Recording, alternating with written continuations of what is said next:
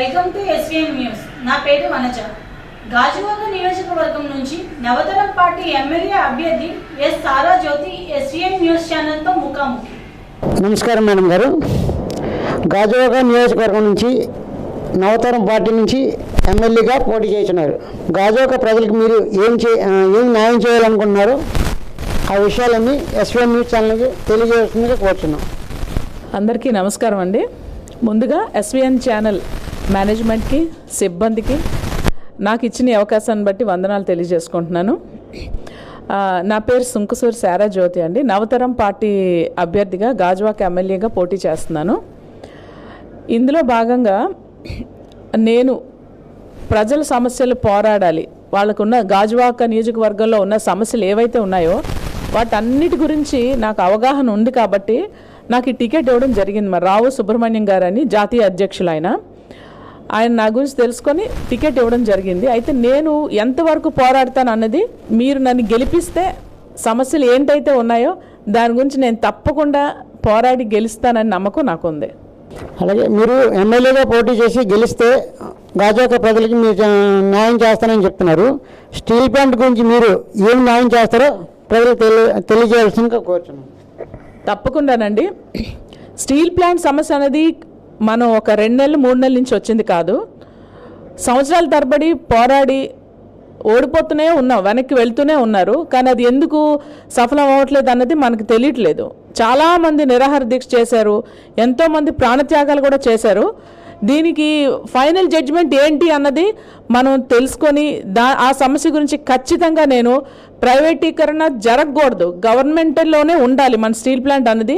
దాని గురించి నేను తప్పకుండా పోరాడతానని తెలియజేస్తున్నాను. స్టీల్ ప్లాంట్ గురించి మీరు చెప్పిన వాక్యాలన్నీ మేము ఎస్వీఎన్ న్యూస్ ఛానల్ ద్వారా ప్రజలకు తెలియజేస్తాం. అలాగే గంగవరం పోర్ట్ నుంచి విపరీతమైన పొల్యూషన్ ఏర్పడుతుంది. దాని గురించి మీరు ఏం న్యాయం చేస్తారో చెప్పాల్సిందిగా కోరుతున్నాను. పోర్టు కూడా అంతేనండి. పోర్టు కూడా ప్రైవేటీకరణ చేసేశారు, కొంతమంది చేతిలో పెట్టారు. వ్యక్తుల పేర్లు అయితే చెప్పవసరం లేదు, కానీ అందరికీ తెలిసిన విషయమే.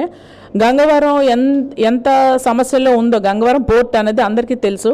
దాని గురించి కూడా ఖచ్చితంగా నేను అసెంబ్లీలో మీ స్వరం నా స్వరమే నేను పోరాడుతానని. అలాగే పొల్యూషన్ కూడా చాలా ఉంది అక్కడ, ప్రజల హెల్త్ ఇష్యూస్ కూడా చాలా వచ్చేస్తున్నాయి. అంటే ఏజ్ తగ్గిపోవడం కానీ, స్కిన్ డ్యామేజెస్ కానీ, ఇంటర్నల్ ఆర్గన్స్ కానీ పాడవడం, ఇవన్నీ చాలా జరుగుతున్నాయి. అవన్నీ ఎవరికి బయటికి రావట్లేదు. కానీ ఎంతవరకు నేను సర్వే చేశానో అంతవరకు నాకు తెలిసింది ఏంటంటే పొల్యూషన్ వల్ల చాలా చాలా అనారోగ్య సమస్యలు వస్తున్నాయని.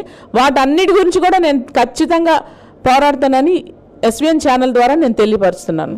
ఓకే మేడం గారు, గాజువాకలో హౌస్ కమిటీ ప్రాబ్లం చాలా రోజుల నుంచి కొనసాగుతుంది. ఈ హౌస్ కమిటీ ప్రాబ్లం అనేది క్లియర్ అయ్యిందా లేదా మీరు ప్రజలకు తెలియజేయాల్సిందిగా కోరుతున్నాం. హౌస్ కమిటీ క్లియర్ అయిందా లేదా అది నేను కూడా మీకు క్వశ్చన్ చేస్తానండి. క్లియర్ అయ్యింది అని అంటున్నారు, కానీ లాస్ట్ ప్రభుత్వం క్లియర్ అయింది అన్నారు, కానీ ఇంకా క్లియర్ అవ్వలేదు. అసలు ఆ సమస్యకి పరిష్కారం దొరకలేదు. హౌస్ కమిటీ అలాగే ఉంది. సో దాని గురించి కూడా నేను ఖచ్చితంగా పోరాడతానండి. ఇంకా స్టీల్ ప్లాంట్ నివాసిస్తులు ఉన్నారు, ఆ సమస్యలు కూడా చాలా ఉన్నాయి. దాని గురించి వీటన్నిటి గురించి ఖచ్చితంగా నేనైతే పోరాడతాను, గెలుస్తానని నమ్మకం నాకుంది. అలాగే అగనంపూడి టోల్గేట్ గురించి ప్రజలు చాలా ఇబ్బంది పడుతున్నారని చెప్పేసి అంటే మాకు వచ్చిన వార్తలు. హైవే అనేది పెందుర్తి నుంచి అనకాపల్లి మీదుగా వెళ్ళిపోయింది కాబట్టి ఈ అంటే గాజువాక ప్రజలు అక్కడ ఇబ్బందులు మీరు తెలుసుకొని వాళ్ళకి న్యాయం చేస్తారని చెప్పేసి ప్రజలు ఆశిస్తున్నారు. దాని గురించి మీరు ఏం చేస్తారు? టోల్గేట్ సమస్య ఇవాళది కాదు కదండి, మనందరికీ తెలిసిందే. గత ప్రభుత్వంలో టోల్గేట్ తీసేసామని అన్నారు, మళ్ళీ పెట్టారు, మళ్ళీ తీసేశారు అన్నారు. కొన్ని రాజకీయ ఒత్తిళ్లు బట్టి మళ్ళీ టోల్గేట్ పెట్టారు, దానికి ఛార్జెస్ కూడా ఇస్తున్నారు ప్రజలు. ఆ సమస్య చాలా ఉంది, ప్రజల్లో చాలా ఉంది. అది ఎవరు తీర్చగలరా అన్న సమస్య కూడా ఉంది. చాలామంది నా వరకు అయితే వచ్చారు. అయితే హైవే ఎటు ఉంది, మన టోల్గేట్ ఎక్కడ ఉంది? మీరు అన్నట్టు హైవే పెందుర్తి వైపు, మన టోల్గేట్ ఏరియా హైవే కాదు, కానీ అక్కడ ఎందుకు ఛార్జీలు అని ఆ సమస్య గురించి ఖచ్చితంగా నేను పోరాడతాను. టోల్గేట్ నన్ను కానీ ఎమ్మెల్యేగా గెలిపిస్తే టోల్గేట్ మటుకు ఖచ్చితంగా నేను నిర్మూలన చేయించేస్తానని మీకు వాగ్దానం చేస్తున్నాను. యాజ్ ఏ ఎస్సీ క్యాండిడేట్గా మీరు ఎస్సీ వారికి మీరు ఏం న్యాయం చేస్తారో, ఎస్సీ వాళ్ళకి అంటే క్యాస్ట్ గురించి నేను మాట్లాడకూడదు, అయినప్పటికీ మిమ్మల్ని నేను అడుగుతున్నాను, మీ ఎస్సీ వాళ్ళకి మీరు ఏం న్యాయం చేస్తారో తెలియజేయండి. నేను ఎస్సీ రిజర్వేషన్ క్యాండిడేట్లోనే నాకు ఎమ్మెల్యే టికెట్ ఇచ్చారండి. దానికి ముందు థ్యాంక్ యూ చెప్పుకుంటున్నాను. ఎందుకంటే ఎస్సీ రిజర్వేషన్ ఉండి కూడా క్రిందటి ప్రభుత్వం ఏం చేసింది ఎస్సీ వాళ్ళకి అంటే ఏమీ చేయలేదు, అంతా నిరాశ కలిగింది. లైక్ లోన్స్ కానీ జాబ్స్ కానీ వాళ్ళకున్న ఫెసిలిటీస్ ఏవి కూడా వర్తించలేదు. 2 years ఎక్స్టెన్షన్ చేస్తున్నాం, 3 years ఎక్స్టెన్షన్ చేస్తున్నాం అంటున్నారు కానీ అది ఎంతవరకు చేశారు? ఎంతవరకు జాబ్స్ ఇచ్చారు? కార్ లోన్స్ ఇచ్చారు. కార్ లోన్స్ దేనికి? కార్ లోన్స్ ఎవరికి కావాలి? ఎంతమంది తీసుకుంటారు ఎస్సీ వాళ్ళు కార్ లోన్స్? సో అది కాదు, కార్ లోన్స్ మనకు కావాల్సిన కార్ లోన్స్ కాదు, హౌస్ లోనింగ్ కాదు. లోన్ పర్పస్ అని అంటే సగటు పేదవాడు తను ఏదో బిజినెస్ చేసుకుంటాడు, చిన్న కూలి పని చేసుకున్న వాళ్ళు డబ్బులు దాచుకొని బిజినెస్ చేసుకుంటారు, వాళ్ళని డెవలప్ చేయడానికే కదా. సో ఎస్సీ వాళ్ళని పక్కన పెట్టారు అన్నది ఖచ్చితంగా నేనైతే వాదిస్తాను, దాని గురించి చర్చించుతాను కూడా. ఎస్సీ వాళ్ళకి న్యాయం అయితే ఏం జరగలేదని గత ప్రభుత్వంలో, బట్ నేను యాజ్ ఎస్సీ క్యాండిడేట్గా, ఎస్సీ ముద్దుపెట్టగా నేను మటు ఖచ్చితంగా ఎస్సీ వాళ్ళకి ఏంటేంటి రిజర్వేషన్స్ వర్తిస్తాయో వాళ్ళకున్న పథకాలు కానీ అన్నీ కూడా నేను మొత్తం స్టేటస్ అంతా తీసి వాళ్ళందరికీ న్యాయం చేస్తానని ప్రామిస్ చేస్తున్నాను. నేను మీరు గతంలో యాజ్ జర్నలిస్ట్గా వర్క్ చేశారు. మీరు గెలిస్తే జర్నలిస్ట్కి మీరు ఏ న్యాయం చేస్తారు? జర్నలిస్ట్ కావాల్సిన ఇన్సూరెన్స్ కానీ లేకపోతే ఒక హౌసెస్ కానీ ఏదైనా మీరు చేయగలరా లేదా అనేది జర్నలిస్ట్ తెలియజేయాల్సిందిగా కోరుచున్నాను. నిజమేనండి, నేను గతంలో జర్నలిస్ట్గానే 7 సంవత్సరాల ఎక్స్పీరియన్స్తో నేను ఉన్నాను. జర్నలిస్టులకి అనే పదం ఏంటంటే ప్రభుత్వానికి ప్రజలకి ఒక వారధి జర్నలిస్ట్ అంటే. కానీ వాళ్ళకి ఉన్న ఒత్తిళ్ళు ప్రెషర్స్ ఎంత ఉంటాయంటే వాళ్ళ ఆరోగ్య సమస్యలు కానీ వాళ్ళ ఫైనాన్షియల్ ప్రాబ్లమ్స్ కానీ పెద్ద పెద్ద పేపర్ వాళ్ళకే జీతాలు ఉంటాయి, మిగతా పేపర్ వాళ్ళకి కానీ శాటిలైట్ ఛానల్స్ కానీ కొంతమందికి శాలరీస్ ఉండవు. కానీ వాళ్ళకి ప్రభుత్వం ఏం చేస్తుంది? ఒక మనిషిని హైక్ చేయాలన్నా డౌన్ చేయాలన్నా జర్నలిస్ట్ అని చెప్తారు. కానీ ప్రభుత్వం ఏం చేసింది? జర్నలిస్టులకి అక్రిడేషన్స్ ఇస్తాము అని మభ్యపెట్టింది. అక్రిడేషన్స్ లేవు, అప్లై చేసుకుని వెబ్సైటే ఓపెన్ అవ్వలేదు ఇంకా.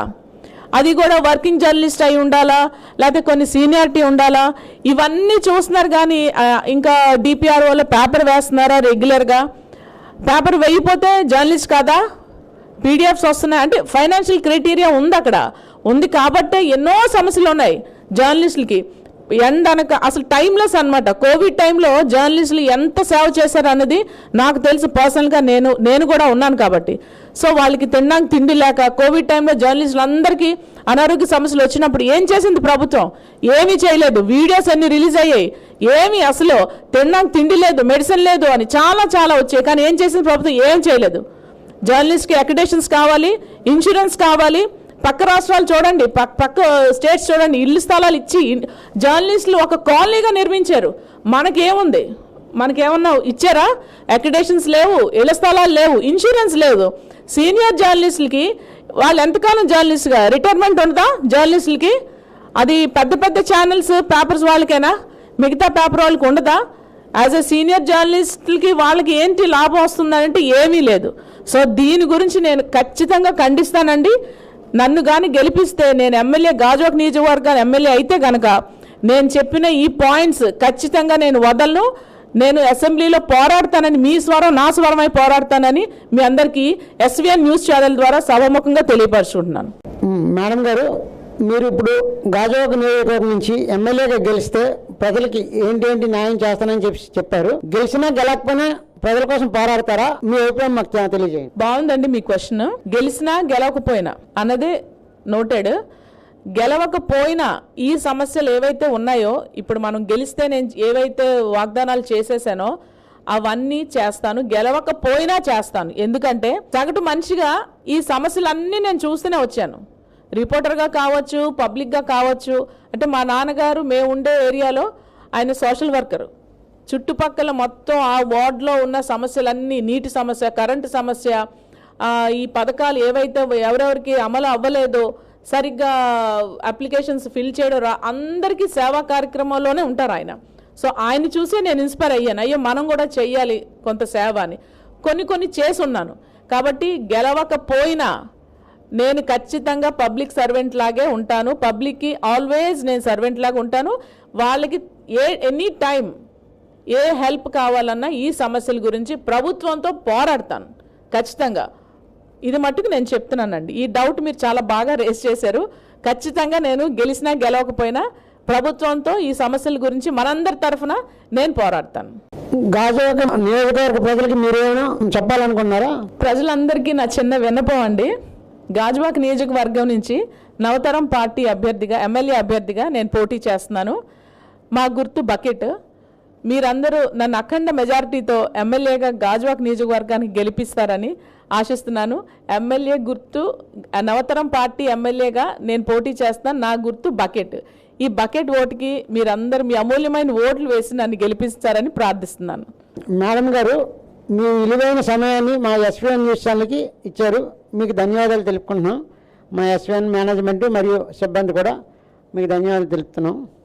నేను కూడా చాలా థ్యాంక్ఫుల్గా ఉన్నానండి ఎస్వీఎన్ ఛానల్ మేనేజ్మెంట్కి, సిబ్బందికి, అందరికీ కూడా. ఎందుకంటే నాకు ఈ సమయాన్ని ఇచ్చి, అవకాశాన్ని ఇచ్చి ప్రజల్లోకి నేను వెళ్ళే ఛాన్స్ నాకు ఇచ్చారు. సో దాన్ని బట్టి మీ అందరికీ నా వందనాలండి. Thank you so much.